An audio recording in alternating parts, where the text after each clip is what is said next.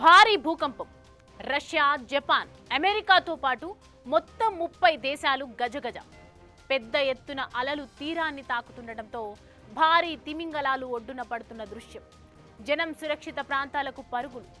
ఇంతకీ ఈ భూకంప తీవ్రత చరిత్రలో ఎన్నోది? న్యూ బాబా వంగా చెప్పిన జోస్యం నిజమైనట్టేనా? అసలేంటి సునామీలకు ప్రధాన కారణం? ప్రస్తుతం భూకంపం ఏ ప్రాంతాల్లో ఎలాంటి పరిస్థితులు తలెత్తాయి? సునామీ పోటెత్తిన ప్రారంభ దృశ్యాలు దేశాల వారీగా ఎలా ఉన్నాయి? ఆ వివరాలేంటి?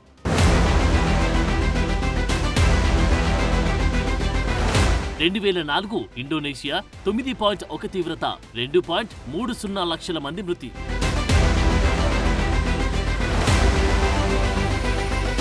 2011 జపాన్ 9.0 తీవ్రత, 18,500 మంది మృతి.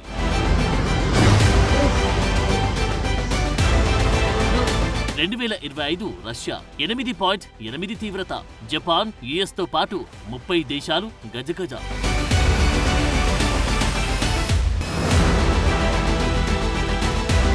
ఇవి మచ్చుకు కొన్నంటే కొన్ని భూకంప తీవ్రతల వివరాలు. చరిత్రలో ఇంకా చాలానే ఉన్నాయి. ప్రస్తుత రష్యా భూకంప తీవ్రత చరిత్రలోని ఆరోదిగా తెలుస్తోంది. అలాగని దీని ప్రభావం ఏమంత తక్కువగా లేదు. దీనంతటికి కారణమేంటని చూస్తే పసిఫిక్ రింగ్ ఆఫ్ ఫైర్. భారీ భూకంపాలు, అగ్నిపర్వతాలు బద్దలవడం వంటి ఘటనలు ఎక్కువగా సంభవించే ప్రాంతం. ఈ రీజియన్ లో ఉన్న రష్యా కామ్చాట్కా ద్వీపకల్పం దగ్గర జూలై 29న రిక్టర్ స్కేల్ పై 8.8 తీవ్రతతో భూమి కంపించడంతో పసిఫిక్ తీర దేశాలంతటా సునామీ హెచ్చరికలు జారీ అయ్యాయి. జపాన్, అలాస్కా, హవాయి వంటి ప్రాంతాల్లో భారీ ఎత్తున అలలు ఎగిసిపడ్డాయి.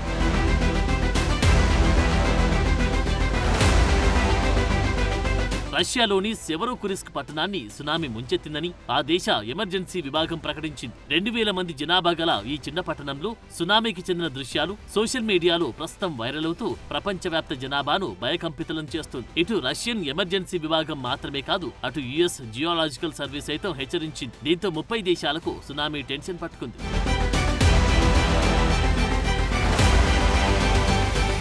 జపాన్లోని 4 పెద్ద దీవులకు ఉత్తరాన ఉన్న హోక్కైడో నుంచి సుమారు 250 కిలోమీటర్ల దూరంలో భూకంప కేంద్రం ఉన్నట్టు గుర్తించారు. భూ ప్రకంపనల కారణంగా పెట్రోపావ్లోవ్స్కీ, కామ్చాట్కా నగరాల్లోని భవనాలు కంపించాయి. భయభ్రాంతులకు గురైన ప్రజలు ఇళ్ల నుంచి పరుగులు తీశారు. కామ్చాట్కా ప్రాంతంలో విద్యుత్, సెల్ ఫోన్ సేవలకు అంతరాయం ఏర్పడింది. అత్యవసర సేవల కోసం టాస్క్ ఫోర్స్ ఏర్పాటు చేశారు.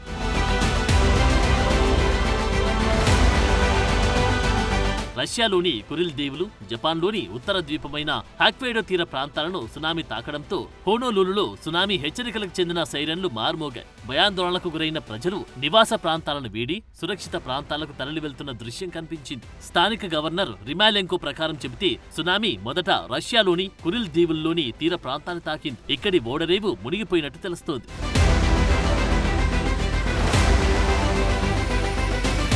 జపాన్లోనూ 3 మీటర్ల వరకు రాకాసి అలలు ఎగిసిపడుతున్నాయి. తదుపరి ఆదేశాలు జారీ చేసే వరకు ఎవరు సముద్రం వైపు వెళ్లొద్దన్న హెచ్చరికలు జారీ చేసింది జపాన్. ప్రస్తుత సునామీ కారణంగా ఆస్తి నష్టం భారీ ఎత్తున సంభవించినట్టు తెలుస్తోంది. జపాన్లోని చింబా తీరంలోని దృశ్యాలు వైరల్ గా మారాయి. ఎందుకంటే సముద్రంలో కల్లోల తీవ్రతకు నీటి మధ్యలో ఉండాల్సిన భారీ తిమింగలాలు తీరంలోకి వచ్చిపడ్డాయి.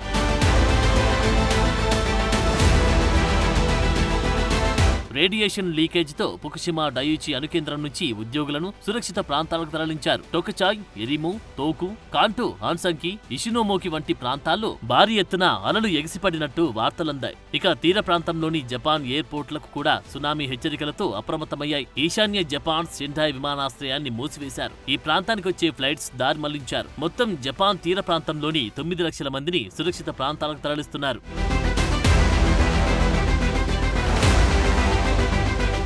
చైనాకు కూడా ఈ విపత్తు ముప్పు పొంచి ఉండడంతో షాంఘైలోని 28,000 మందిని సురక్షిత ప్రాంతాలకు తరలించారు. విమానాలు, బోట్ సర్వీసులను వెంటనే నిలిపివేశారు. ప్రస్తుతం తూర్పు చైనాలోనూ ఈదురుగాళ్లు, భారీ వర్షాలు కురుస్తున్నాయి.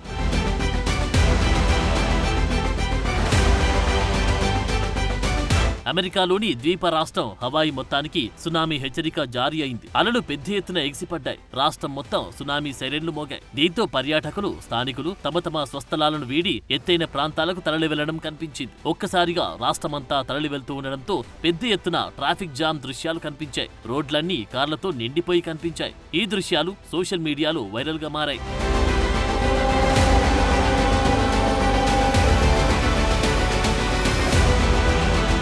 ఇక అలస్కాలోని కొన్ని ప్రాంతాలకు అమెరికా వాతావరణ విభాగం అప్రమత్తం చేసింది. ఫోటోల కోసం అనవసరంగా తీరానికి వెళ్లొద్దంటూ అమెరికా వాతావరణ శాఖ అలర్ట్ చేసింది. ఒక్క అలతో సునామీ రాదని, పెద్ద ఎత్తున అలలు వస్తూనే ఉంటాయని, ఈ సందర్భంగా సముద్రం నుంచి తీరానికి వచ్చే నీటి పరిణామం పెద్ద ఎత్తున ఉంటుందని తన హెచ్చరిక ద్వారా తెలియజేసింది.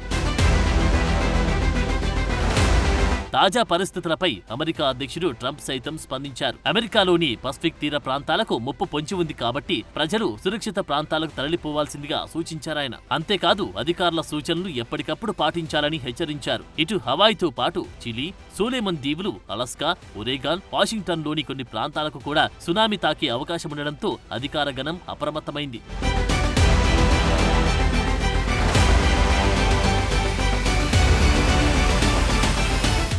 అసలేంటి సునామీ? దీనికి ఆ పేరు ఎలా వచ్చింది? భూకంపం సునామీగా ఎలా రూపాంతరం చెందుతోంది? ప్రస్తుత సునామీ గురించి న్యూ భావంగా ఎలా అంచనా వేయగలిగింది? ఇప్పటి వరకు వచ్చిన భూకంపాల చరిత్ర ఏంటి? వాటి ద్వారా సునామీల ఎంత భారీ నష్టం వచ్చేలా చేశాయి? వీటిలో పెద్దవి ఏవి? ఆ డీటెయిల్స్ ఏంటి?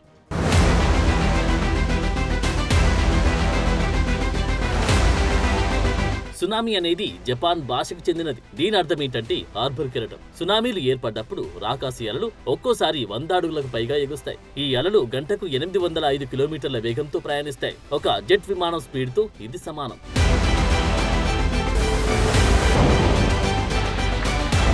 2011 మార్చిలో జపాన్ తీరంలో 9.0 తీవ్రతతో వచ్చిన శక్తివంతమైన భారీ భూకంపం సునామీకి కారణమైంది. ఈ సమయంలో సముద్ర అలలు 130 అడుగుల కంటే ఎక్కువ ఎగిసిపడ్డాయి. ఈ విపత్తులో సుమారు 20,000 మరణాలతో పాటు 2,500 మంది ఆచూకీ తెలియకుండా పోయింది. 120,000 ఇళ్లు పూర్తి ధ్వంసం కాగా 2.5 లక్షలకు పైగా ఆవాసాలు దెబ్బతిన్నాయి. ఫుకుషిమా న్యూక్లియర్ ప్లాంట్ కూడా దెబ్బతినింది. దీంతో భారీ లీకేజ్ సంభవించింది. కలుషిత నీటిని శుద్ధి చేసి తిరిగి సముద్రంలో విడుదల చేయడానికి చాలా సమయం పట్టింది.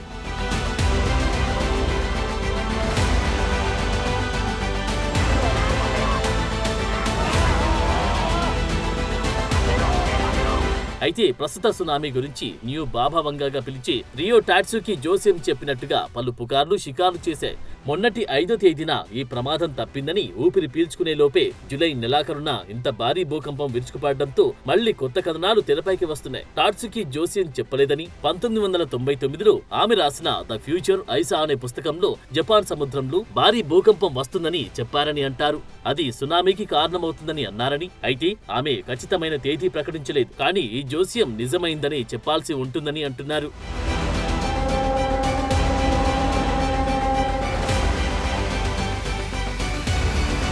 నిజానికైతే 2004 డిసెంబర్ 26న హిందూ మహాసముద్ర తీర దేశాల్లో సునామీ విలయం సృష్టించే వరకు మామూలుగా దీని గురించి ఎవరికి పెద్దగా తెలియదు. అప్పుడే కాదు, అంతకు ముందు తర్వాత కూడా భూకంపాలు, సునామీలు వాటి తీవ్రతలోని రికార్డులు పెద్ద ఎత్తున నమోదయ్యాయి.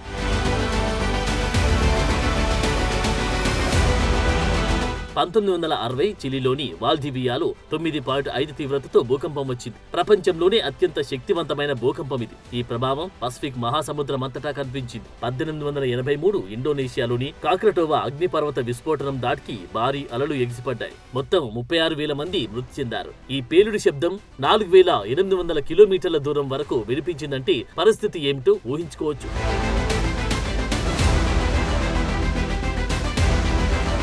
ఇక 1896లో జపాన్ సాండ్రిక్లో 8.5 తీవ్రతతో భూకంపం సంభవించింది. 125 అడుగుల మేర అలలు ఎగిసిపడ్డాయి. ఈ సునామీ దాటికి 22,000 మంది మృతి చెందారు. ఈ సునామీ ప్రభావంతో హవాయిలో 25 అడుగుల ఎత్తు మేర అలలు ఎగిసిపడ్డాయి.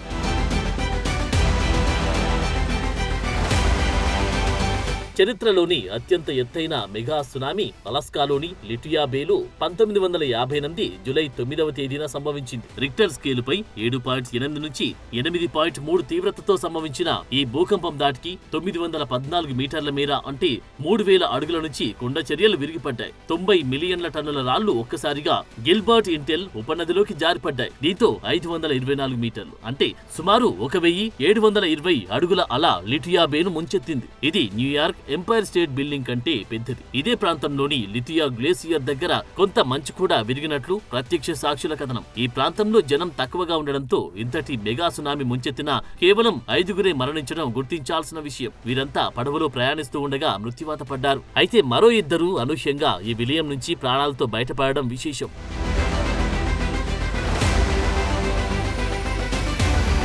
1868లో పెరు, చిలీ మధ్య 8.5 తీవ్రత భూకంపంతో సునామీ ముంచెత్తి 25,000 మందిని బలికొంది. ఇది కూడా హవాయిపై ప్రభావం చూపింది. 1755లో పోర్చుగల్లోని లిస్బన్లో 8.5 నుంచి 9.0 తీవ్రత మధ్య భూకంపం సంభవించింది. ఈ సందర్భంగా 3 నుంచి 6 నిమిషాల పాటు భూమి కంపించింది. 40 నిమిషాల తర్వాత భారీ అలలతో అట్లాంటిక్ మహాసముద్రం అల్లకల్లోలంగా మారింది. సునామీ ముంచెత్తడంతో 50,000 మంది మృతి చెందారు. యూరోప్తో పాటు కరేబియన్ దీవులు, బ్రెజిల్ను ఈ సునామీ ప్రభావం తాకింది. అతిపెద్ద సునామీగా ఇది చరిత్ర పుటలకెక్కింది.